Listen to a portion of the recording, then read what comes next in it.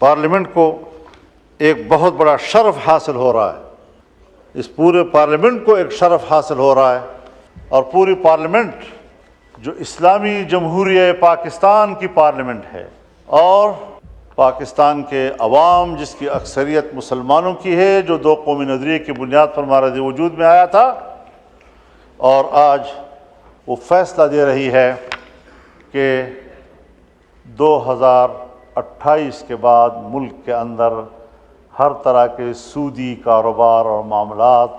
یہ ممنوع ہوں گے اور کاروبار سود سے پاک ہوں گے۔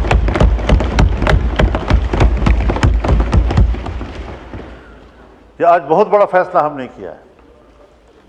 ہمارے کورٹ نے فیصلہ کیا، 1997 میں فیصلہ کیا، لیکن نظر ثانی کیسوں کے نتیجے میں آج تک اس کے کوئی فیصلہ نہیں آ سکا۔ ابھی پھر شریعت کورٹ نے اس کے حوالے سے فیصلہ کیا، لیکن کمرشل بینک، عام بینک، وہ دوبارہ نظر ثانی میں چلے گئے، اور وہ اتنی کمزور عدالت ہے ہماری شریعت کورٹ کہ اس کے خلاف کوئی درخواست دے دے تو ان کا فیصلہ معطل ہو جاتا ہے۔ اب اس کو مضبوط بنانا ہے، اور اللہ تعالیٰ نے بڑے واضح طور پر فرمایا ہے، یا ایھا الذین آمنوا اتقوا اللہ وذروا ما بقی من الربا ان کنتم مؤمنین، کہ اللہ سے ڈرو اور تمہارے ذمے جو سود کا کوئی مال ہے اس کو چھوڑ دو اگر تم ایمان والے ہو، اور اگر نہیں کرتے فإن لم تفعلوا فأذنوا بحرب من اللہ ورسولہ، اگر تم یہ کاروبار نہیں چھوڑتے تو پھر اللہ کے ساتھ جنگ کے لیے تیار ہو جاؤ۔ اور مفسرین نے لکھا ہے کہ سودی کاروبار کرنے والے آخرت میں جب اللہ کے سامنے پیش ہوں گے تو اللہ کہے گا تلوار اٹھاؤ، لڑو میرے ساتھ، جنگ کرو میرے ساتھ اگر تیرے اندر ہمت ہے تو۔ کیا وہ اللہ کے سامنے تلوار اٹھا سکے گا؟ لیکن اللہ اسی پر اس کو شرمندہ کرے گا اور ذلیل کرے گا کہ تم نے دنیا میں سودی کاروبار کیا تھا، اب اٹھاؤ نا تلوار، میں نے تو تیرے خلاف جنگ کا اعلان کر دیا تھا۔ تو اس حوالے سے میں شکر گزار ہوں کہ حکومت میں شامل تمام جماعتوں نے ہمارے اس ترمیم کو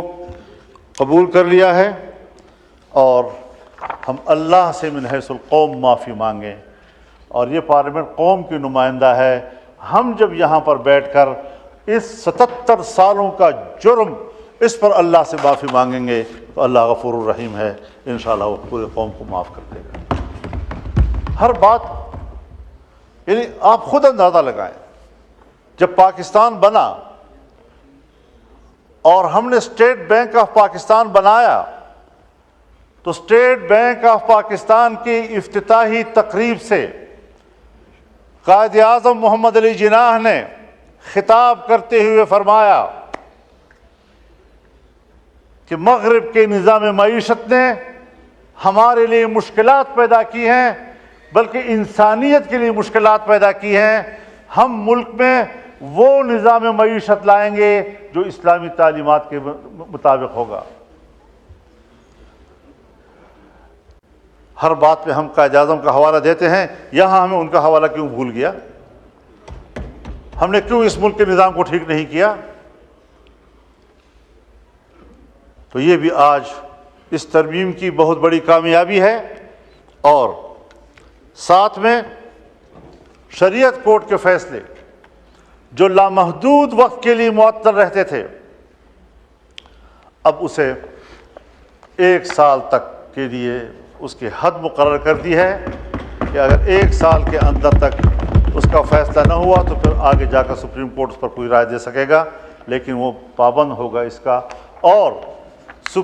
شریعت کورٹ کے اندر کے ججز، وہ اپنی کورٹ کا چیف جسٹس نہیں بن سکتا تھا، آج کے بعد وہ خود اپنے عدالت کا چیف جسٹس بن سکیں گے۔ اسی طریقے سے اگر شریعت کورٹ کے فیصلے کے خلاف اپیل کی گئی اور 1 سال میں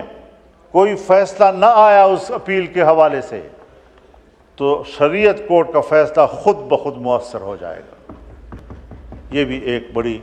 مثبت پیش رفت ہے اس حوالے سے، اور میں شکر گزار ہوں کہ ہماری اس وقت جو حکومت میں بیٹھے ہوئے اراکین ہیں انہوں نے اس کو حمایت بخشی ہے۔ اس حوالے سے اسلامی نظریاتی کونسل کی سفارشات، ہم سن 1973 کے آئین کی بات کرتے ہیں، ہم سن 1973 کے آئین کی ترامیم کی بات کرتے ہیں۔ سن 1973 کے آئین کے بنتے ہی اسلامی نظریاتی کونسل قائم ہوئی۔ سوال پیدا ہوا کہ جب ہم نے آئین میں کہہ دیا ہے کہ اسلام پاکستان کا مملکتی مذہب ہوگا، جب ہم نے آئین میں کہہ دیا ہے کہ تمام قوانین قرآن و سنت کے تابع ہوں گے، جب ہم نے آئین میں کہہ دیا ہے کہ کوئی قانون قرآن و سنت کے خلاف نہیں ہوگا،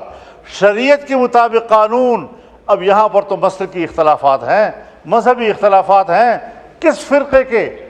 قواعد و ضوابط اور ان کے فقہ کے تابع قانون بنے گا؟ تو یہ ایک کونسل بنائی گئی جس میں تمام مکاتب فکر کے علماء کی نمائندگی، ماہرین قانون و آئین، ریٹائرڈ ججز اس کے رکن بنے۔ لیکن آج 2024 تک سن 73 میں بنے ہوئے اسلامی نظریاتی کونسل کی سفارشات پر جو کہ مکمل ہو چکے ہیں، ایک قانون سازی بھی نہیں ہوئی، ایک قانون سازی بھی۔ کیا یہ ہم سب کے لیے باعث شرم بات نہیں ہے؟ تو اس حوالے سے آج حکومتوں کو ازروع آئین و دستور پابند کیا جا رہا ہے کہ 1 سال کے اندر آپ کو ایوان میں بھی پیش کرنا ہوگا،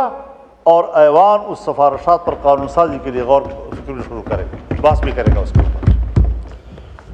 اور ہاؤس میں کوئی نیا مسئلہ آ گیا، ایک ممبر اٹھتا ہے اور کہتا ہے کہ اس مسئلے کو شریعت کورٹ میں، اسلامی نظریاتی کونسل میں بھیجا جائے۔ پہلے 40% ہاؤس کے اراکین ووٹ کرتے تھے، تب جا کر وہ اس قابل ہوتا تھا کہ اسلامی نظریاتی کونسل میں جا کر اس کو حوالے کر دیا جائے۔ اب اس کو آسان بنایا گیا، 25% پر لایا گیا ہے۔ تو یہ بھی ایک بڑی کامیابی ہے، ایک پیش رفت ہے کہ ہم کچھ اس ملک کی اسلامی شناخت کی طرف آگے بڑھ رہے ہیں۔ اور آج کی اس ترمیم میں ان باتوں کی شمولیت کے بعد میں سمجھتا ہوں کہ اس ایوان نے 77 سال سے ہم جس چیز کے منتظر تھے اس حوالے سے ایک مؤثر پیش رفت کی ہے، اور اس پر پورا ایوان مبارکباد کا مستحق ہے۔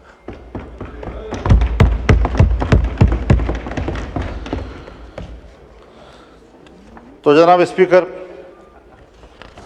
اس حوالے سے ہمیں آج عہد و پیمان کرنا ہوگا کہ ہم نے صرف وہی سفر آگے جاری رکھنا ہے کہ جس میں یہ ملک اور اس ملک کا آئین کا بنیادی ڈھانچہ جو اس سے پہلے بھی واضح ہو چکا ہے، اور اس کا بنیادی ڈھانچہ 18ویں ترمیم کے وقت بھی اس پر اتفاق رائے کیا گیا، بعد میں بھی مختلف فورمز پر اس کو اتفاق کیا گیا کہ سب سے اولین چیز وہ اسلام ہے۔ یہ ملک اسلامی ہے، یہ ملک مذہبی ہے،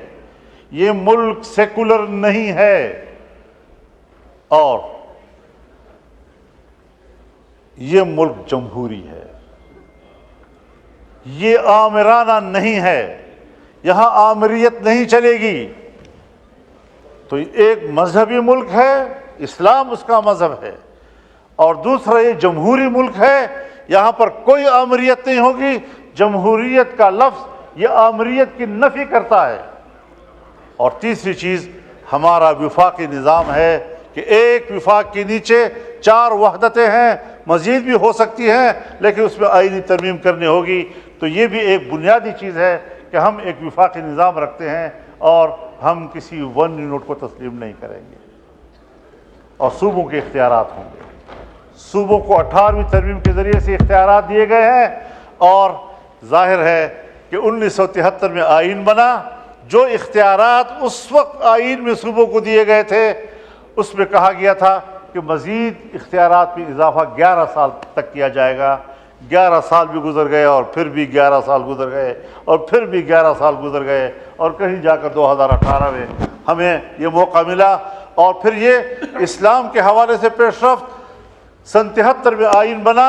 ایک قانون سازی نہیں ہوئی، کم از کم آج ہمیں اس حوالے سے بھی یہ تدریجی عمل ہے، ایک جمہوری انداز ہے۔ ہم تاخیر کر رہے ہیں تو یقیناً گناہ کے مرتکب ہو رہے ہیں، لیکن اگر ہم نے تیزی کی اور ہم نے جمہوریت کو مستحکم کیا تو ہمیشہ کے لیے ڈکٹیٹر یا امیرانہ سوچ رکھنے والی قوتیں مایوس ہو جائے گی۔